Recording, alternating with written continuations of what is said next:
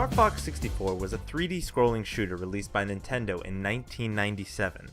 It was intended to be a reboot of the Super Nintendo game Star Fox. It was highly revered and received many accolades. In fact, it was number 73 on Nintendo Power's top 200 Nintendo games ever, receiving a Metacritic score of 88. Now, I'm just going to ignore Star Fox Adventures because its mechanics were entirely different than those of Star Fox 64. The two only resembled themselves in characters, and even that's questionable. 8 years later, in 2005, Nintendo released a new game titled Star Fox Assault. The intention of this game was to enhance the features in Star Fox 64 using new graphics and mechanics. Unfortunately, this game was not as well received as Star Fox 64 and only received a Metacritic score of 67. So why was Star Fox 64 the superior game, even though Star Fox Assault provided more technologically advanced graphics and audio? On today's episode, we will be analyzing the differences between these two games.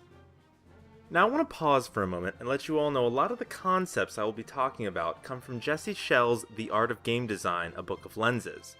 This is an excellent book that I would strongly encourage for anyone interested in game design to read. I'll leave a link to purchase the book down below. Now, let's look at some key issues where Star Fox Assault fell short. The first issue is elegance. Many classic games like Super Mario Bros. Or Mega Man are thought to have great elegance. Their design is simple and straightforward. This elegance can also be seen in Star Fox 64. It is essentially a rail shooter where you really only need to worry about your position on the screen and how fast you can press the fire button.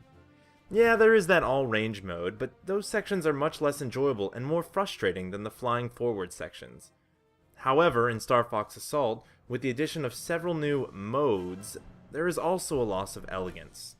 Jesse Schell offers the lens of elegance and encourages designers to ask themselves the following questions.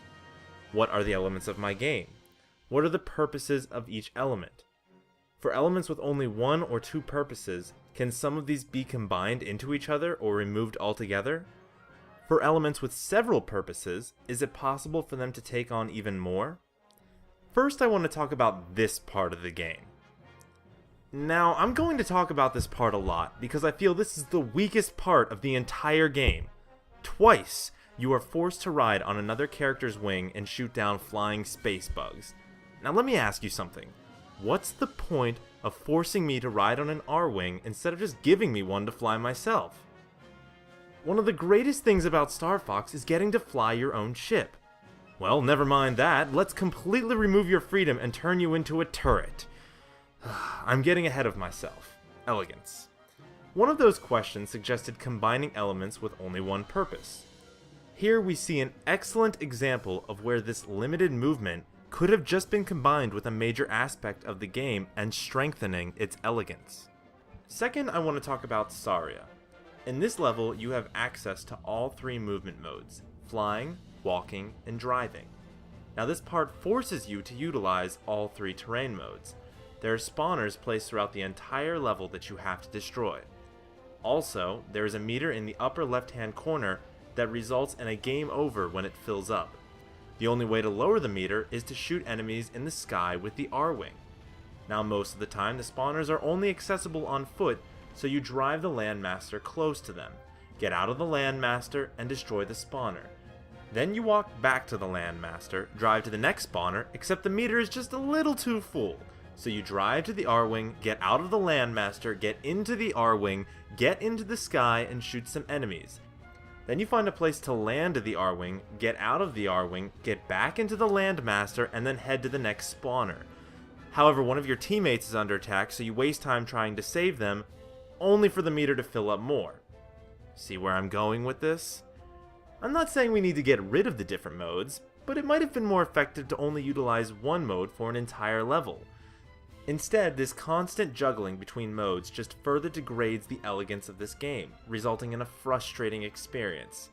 Yes, there is a Landmaster level in Star Fox 64, but that was the entire level, just further enhancing the elegance of the game.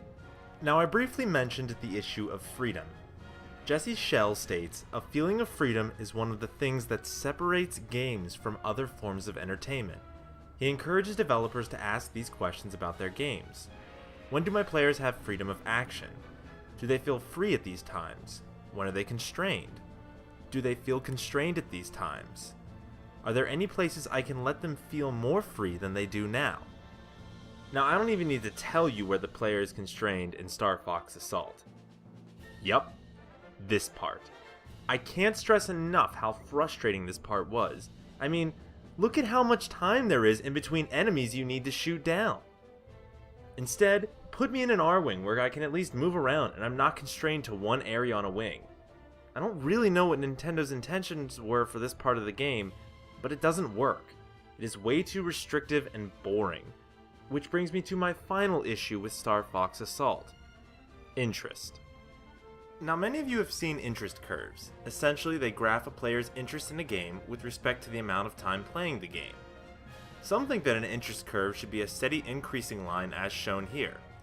This falls short because there are no peaks in interest, no sudden burst of energy which encourages the player to continue.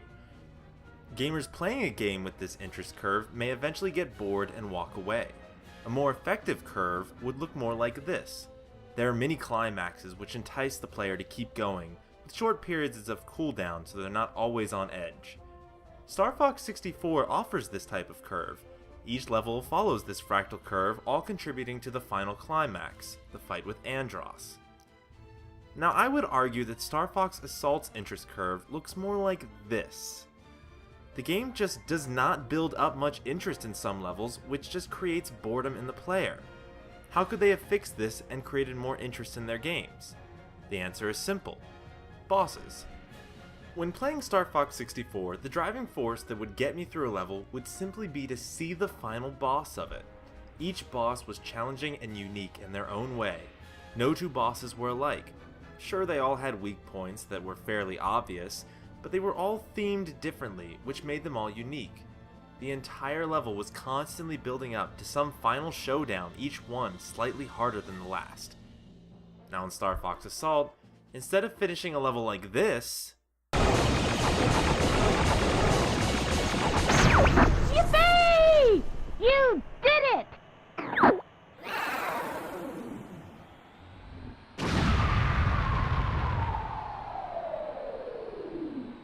we finish a level like this. I'm sorry.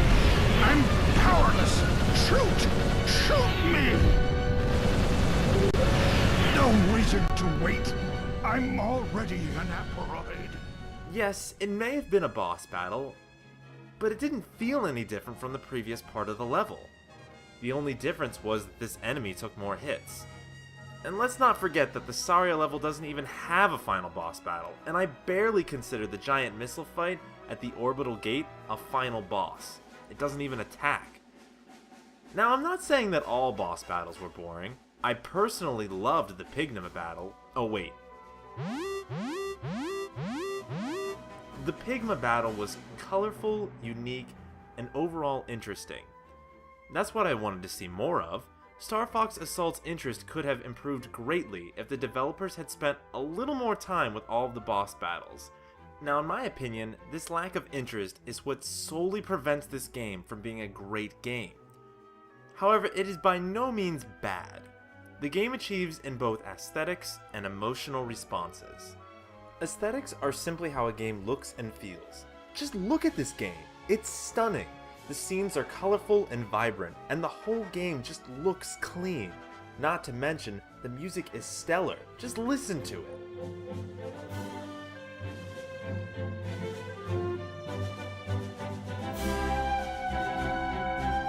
If there was any reason to play this game, it would be just to experience the audio and visuals. Oh, and let's not forget the numerous times we experience a cathartic release in the game. Catharsis is simply when an experience triggers an emotional response. It makes you feel a certain emotion, and this game is chock full of them. Oh wait, let's just put this here for a second. There are so many times where this game evoked an emotion, like when General Pepper is overtaken by the Aperoids and Team Star Fox contemplate whether they should destroy their beloved friend. I felt a rush of joy when I saw Tricky emerge safely and pounce on Fox. And finally, There was a shiver down my spine when Peppy sacrificed himself and crashed Great Fox into the Aperoid base. These moments made me feel a certain emotion that, quite frankly, I didn't feel in Star Fox 64. And in some ways, that makes Star Fox Assault a more memorable game. Unfortunately, when the game contains basic design issues and lacks certain mechanics, it prevents gamers from experiencing these emotions. Both games are good games, and I would highly encourage anyone to play either of them. The Star Fox world is a Nintendo IP I would love to see expanded. Sure, they may be corny sometimes. See my ship? Does it look okay to you? But doesn't that just make them unique? Let me know what you guys think. Comment down below how you feel these games compare. And don't forget, more pixels doesn't equal more fun. Can't let you do that, Star Fox. Here they come!